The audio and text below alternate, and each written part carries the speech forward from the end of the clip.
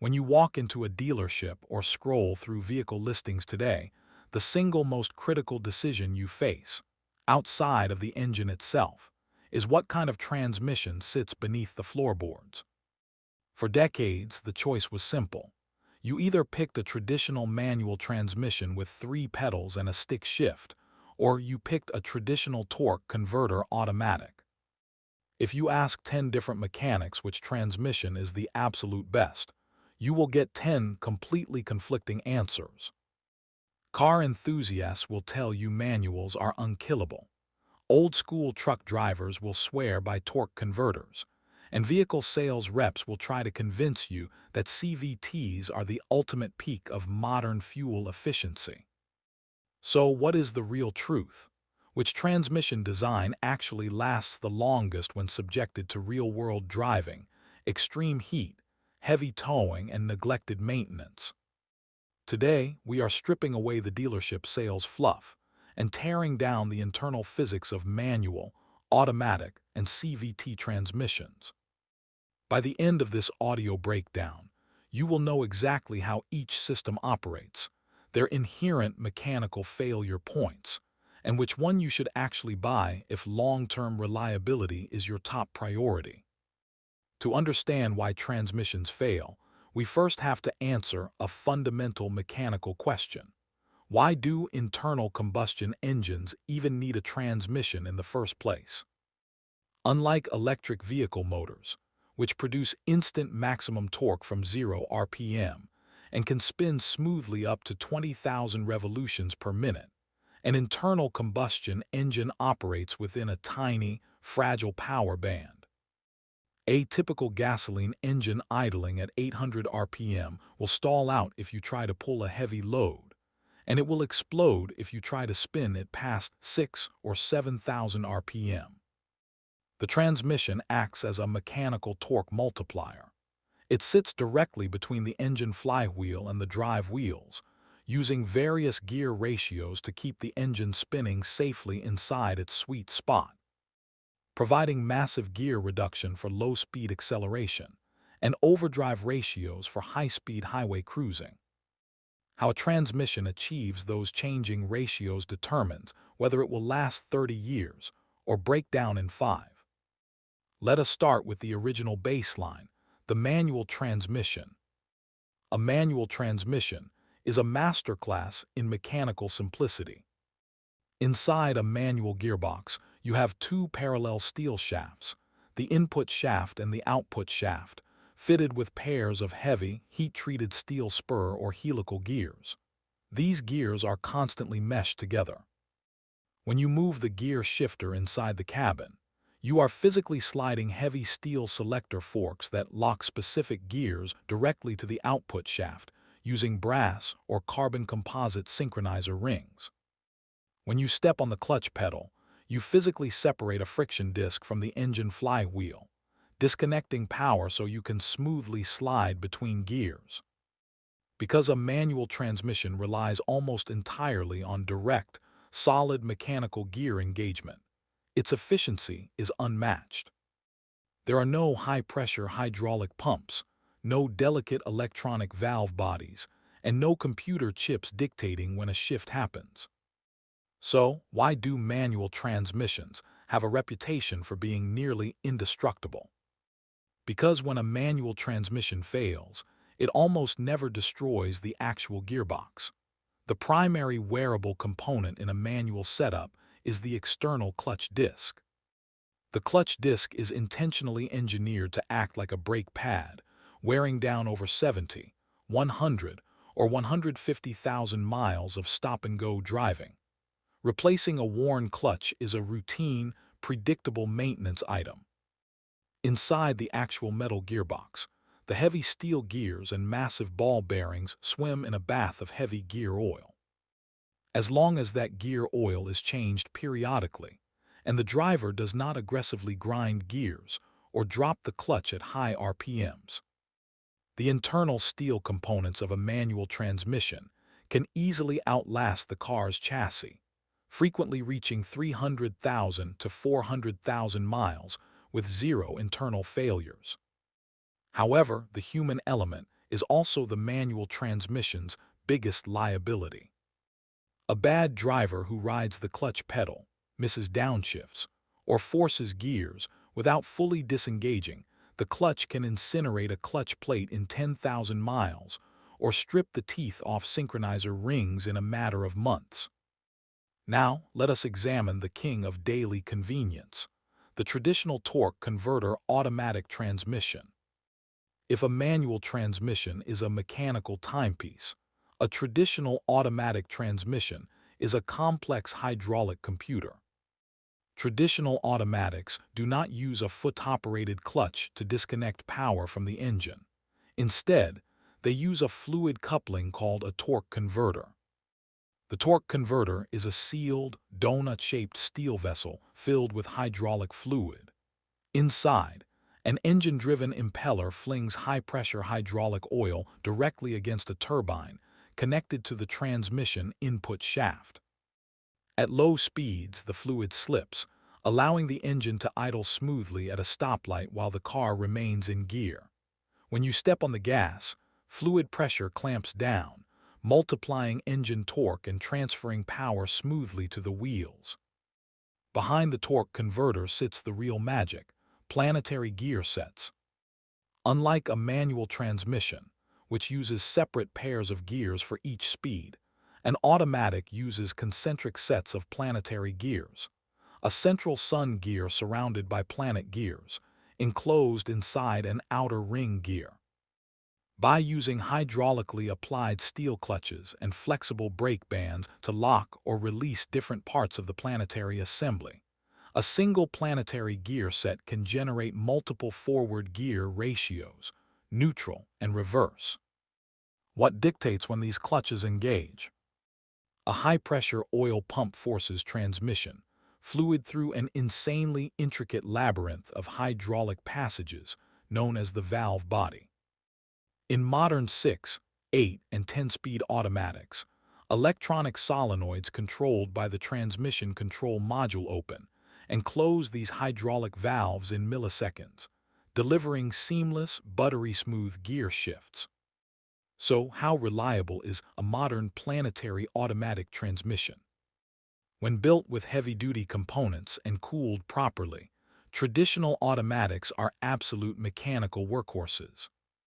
Heavy-duty pickup trucks towing 20,000 pounds rely exclusively on large planetary automatics like the Allison or Ford SelectShift series, because steel planetary gears can handle massive bursts of low-end torque without shearing. However, traditional automatics have one fatal enemy: extreme heat. Automatic transmission fluid is not just a lubricant, it is a hydraulic fluid and a coolant. Every time a planetary clutch pack engages or the torque converter slips, it generates intense thermal energy. If transmission fluid operating temperatures exceed 220 degrees Fahrenheit, the chemical structure of the fluid breaks down rapidly. Varnishes form on internal hydraulic valves, rubber piston seals harden and crack, and the friction material on the internal clutch plates begins to flake off. Once those clutch plates start slipping, they generate even more catastrophic heat, turning the hydraulic fluid pitch black and destroying the entire unit within a few thousand miles. If you service a traditional automatic with fresh fluid every 40 to 50,000 miles and install an auxiliary fluid cooler for towing, a solid torque converter automatic will easily reach 200,000 to 250,000 miles. That brings us to the most controversial, widely discussed, and frequently hated gearbox in modern automotive history: the continuously variable transmission, or CVT. Over the last 15 years, automakers like Nissan, Honda, Subaru, and Toyota began rapidly replacing traditional planetary automatics with CVTs across their entire sedan and crossover lineups. Why? Because government fuel economy standards became incredibly strict, and CVTs offer an unrivaled advantage in theoretical fuel efficiency. How does a CVT work? A CVT completely abandons fixed steel gears. There is no first gear, second gear, or fifth gear. Instead, a standard pushbelt CVT consists of two parallel V-shaped pulleys connected by a flexible high-strength steel belt or chain. One pulley connects to the engine input, while the other connects to the drive wheels. Each pulley is made of two conical halves that can move closer together or farther apart using computer-controlled hydraulic pressure. When the input pulley closes and the output pulley opens, the steel belt rides high on the input and low on the output, creating a tall overdrive ratio for highway cruising. When the process reverses, it creates a steep gear reduction for launching from a stop. Because the pulleys can adjust their widths continuously to any microposition, a CVT provides an infinite number of gear ratios.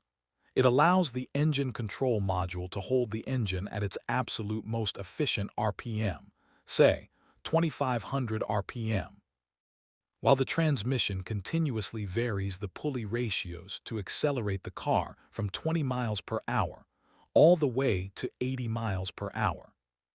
On paper, it is an engineering masterstroke. In the real world of long-term mechanical reliability, however, the CVT has earned a notoriously terrible reputation. Why do CVTs fail so much earlier than manual or traditional automatic transmissions? The fundamental flaw of a pushbelt CVT comes down to basic physics: friction versus slippage. In a manual or traditional automatic transmission, power is transmitted through interlocking steel gear teeth. Metal meshes directly with metal. There is zero physical chance for a gear tooth to slip past another gear tooth unless the metal shears off completely. In a CVT, power is transmitted entirely through friction between the smooth steel sides of the flexible belt and the smooth aluminum faces of the conical pulleys. To prevent that steel belt from slipping under heavy engine torque, the hydraulic system inside a CVT must maintain astronomical clamping pressures, often exceeding 800 to 1,000 pounds per square inch. Think about that mechanical reality. A metal belt is being clamped with massive hydraulic force against spinning metal cones, sliding up and down millions of times over the life of the vehicle.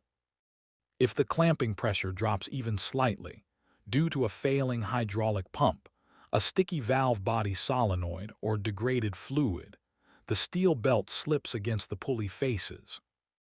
The microsecond that belt slips, it scores deep, permanent gouges into the polished aluminum pulley surfaces. Once a pulley face is scored, it acts like sandpaper against the steel belt. Fine metal filings stream through the fluid, clogging the delicate hydraulic control valves, starving the system of pressure, and causing complete catastrophic transmission destruction. Furthermore, unlike a traditional automatic where you can often replace an individual valve body solenoid or an external seal, when a CVT fails internally, almost no dealership or independent shop will rebuild it. The specialized tools and tight tolerances required mean a failed CVT almost always requires a complete replacement, costing anywhere from $4,000 to $7,000. Are all CVTs created equal? Absolutely not.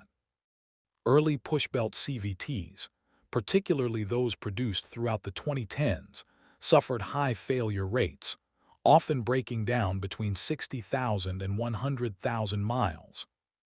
Due to inadequate cooling, fragile belt designs, and unrealistic factory maintenance schedules that claimed the fluid was lifetime fluid. Modern manufacturers have made massive engineering strides to address these flaws. Honda and Subaru redesigned their CVTs with heavy-duty steel chains rather than flexible belts, drastically increasing torque capacity and heat tolerance.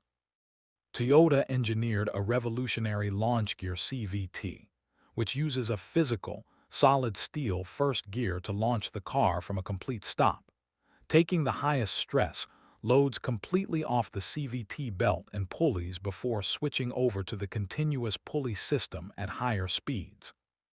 So let us line all three up for the final verdict. Which transmission actually lasts the longest? If absolute longevity, lowest long-term maintenance costs, and mechanical simplicity are your top priorities, the manual transmission wins hands down.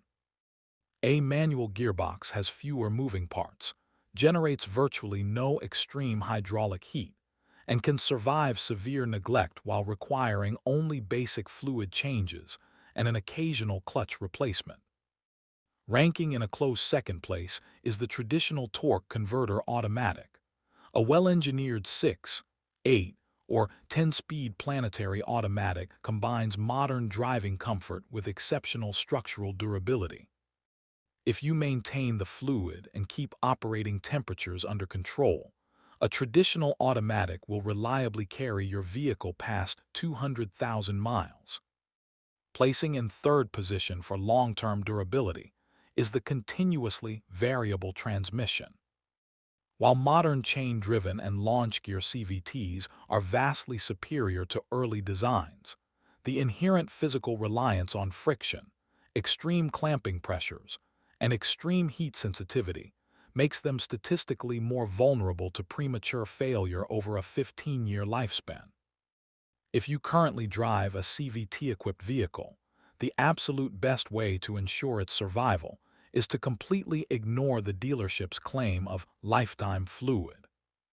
Change your CVT fluid and filters every 30,000 to 40,000 miles without exception. Clean fluid is the only thing standing between those polished pulleys and a $5,000 repair bill. Understanding the internal physics of your vehicle empowers you to make smarter buying decisions and avoid costly mechanical traps. Choose the right gearbox for your driving needs, stay disciplined with maintenance, and protect your hard-earned money. If you found this technical transmission breakdown helpful, hit that like button, leave a comment sharing what transmission you drive, and subscribe for more straight-to-the-point automotive technical guides. Thanks for listening and drive safe out there.